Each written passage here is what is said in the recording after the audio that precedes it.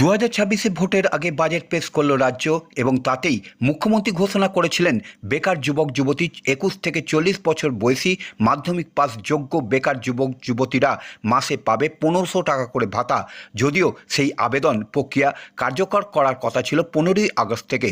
2026 বিধানসভা নির্বাচন আসন্ন, আর তার জন্যই বেকার যুবক যুবতীদের ভোটে টানার জন্যই এইটি মুখ্যমন্ত্রী ঘোষণা করেন 1 এপ্রিল থেকে কার্যকর করার জন্য। ঘোষণার পরেই একদিকে চলছে যুব সাথীর ফর্ম পূরণ, দলে দলে বেকার যুবক যুবতীরা ভিড় জমাচ্ছে সরকারি ক্যাম্পগুলিতে, আর অন্যদিকে ভোট ঘোষণার আগেই প্রচারের মাঠে নেমে পড়েছে তৃণমূল। অন্যদিকে ভাতা নয় চাকরি চাই স্লোগান দিয়েই বিভিন্ন এলাকায় ক্যাম্প তৈরি করেছে বিজেপি। এই ব্যাপারে জনমত গড়তে বিজেপি সাধারণ পথ চলতি মানুষকে ফর্ম ফিল আপ করে বক্সে জমা দেওয়া কাজ শুরু করেছে বিজেপির কর্মী সমর্থকরা। শুধু তাই নয়, লিফলেট বিলিও করছে বাড়ি বাড়ি গিয়ে। ভোট ঘোষণার আগেই শাসক ও বিরোধী দুই পক্ষই ভোট যুদ্ধে নেমে পড়েছে। তবে বেকার ভাতা নিয়ে কটাক্ষ করতে ছাড়েননি বিরোধী শিবির বিজেপি।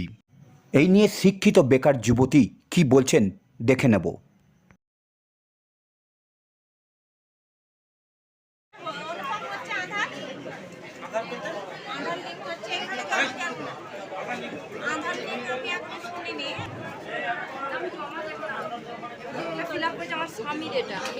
করেছেন? হ্যাঁ করেছি।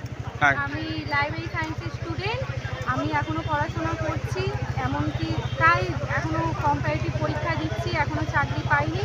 তাই যুবসাথী প্রকল্প মানে ফর্ম জমা দিলাম। মুখ্যমন্ত্রী যুবসাথী প্রকল্প চালু করেছে, আমি উপকৃত, আমি টাকা পেলেও খুব উপকৃত। তার কাছে অনেক ধন্যবাদ তাকে এত আমাদের খেয়াল রাখার জন্য। আর যে ধরুন একটা কোনো চাকরি পেয়ে গেলেন, কতখানি উপকৃত হতেন? অনেকখানি উপকৃত হব। চাকরিটা আমাদের নিজের পায়ে দাঁড়ানোর মতন একটা ব্যাপার, তাহলে সেখানে চাকরি পেলে তো অনেকখানি উপকৃত হব। তার থেকে এই যে টাকাটা পাচ্ছেন সেটা ভালো না চাকরি পেলে ভালো? এখন চাকরি পাইনি, এখন উপকৃত হচ্ছি। চাকরি পেলে আশা করছি আরও উপকৃত হব। টাকাটা এখন পাচ্ছি, ঠিক আছে। এখন মানে চাকরি পাইনি যতদিন ততদিন ঠিক আছে। আপনার নাম? আমার নাম মৌমিতা রায়। বিজেপি বেলমুড়ি মণ্ডলের মণ্ডল সভাপতি অমর মুর্মু বলেন যে পশ্চিমবঙ্গে শিক্ষা ও চাকরি যে জায়গায় পৌঁছে গেছে তার জন্য চাকরি চাই বিজেপি। তাই শিক্ষিত বেকার যুবক যুবতীরা আজ লাইনে দাঁড়িয়ে রয়েছে। আর এই কি চেয়েছিল পশ্চিমবাংলা, আর এই সরকার কি বাংলার মানুষ চেয়েছিল? ডবল ইঞ্জিন সরকার এলে পশ্চিমবাংলায় উন্নতি হবে, উন্নয়নের সাথে সাথে চাকরির সমাধান হবে বলেই তিনি আশাবাদী।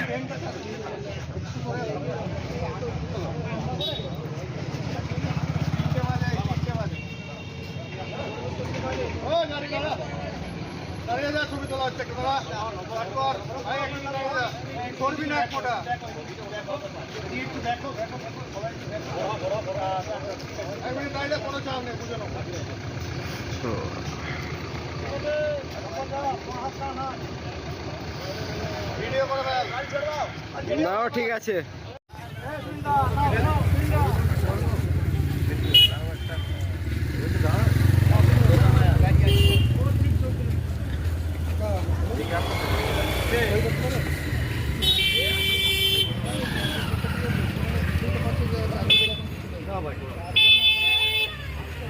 মুখ্যমন্ত্রী মমতা বন্দ্যোপাধ্যায় বেকার যুবকদের 1,500 টাকা করে দিচ্ছে যুব সাথীর জন্য। আপনারা বলছেন চাকরি চাই, এই নিয়ে বিভিন্ন জায়গায় ক্যাম্প করছেন, এই নিয়ে আপনি কি বলবেন? পশ্চিমবঙ্গে আমাদের শিক্ষা ব্যবস্থা এবং চাকরি যেই জায়গায় পৌঁছে গেছে, সেখানে বিজেপি আমরা প্রতিটা জায়গায় জায়গায় আজকে চাকরি চাই, বিজেপি তাই। তার জন্য আমরা বিভিন্ন জায়গায় কর্মসূচি নিয়েছি।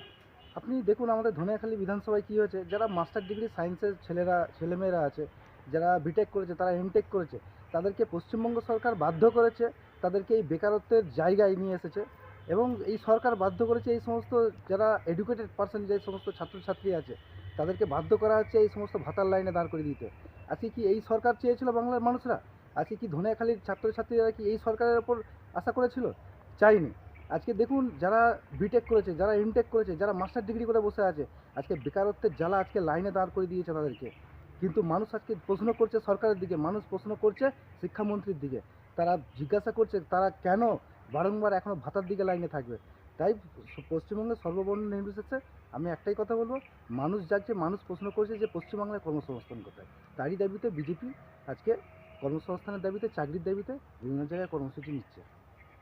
আগামী দিনে আপনারা কি পদক্ষেপ নেবেন এর ইয়ে? দেখুন, মানুষের জন্য আমরা কাজ করতে চাইছি, আমরা পশ্চিমবঙ্গে বেকার যুবক যুবতীদের জন্য কাজ করতে চাইছি।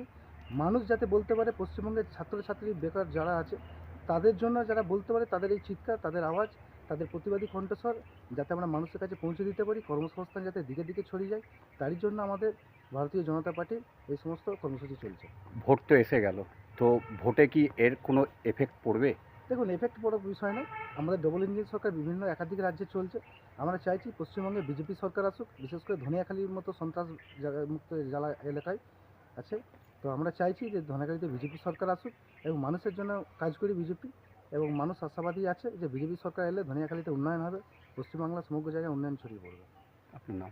আমার নাম অমর মুর্মু, আমি এই ধনিয়াখালী বিধানসভার মণ্ডল সভাপতি।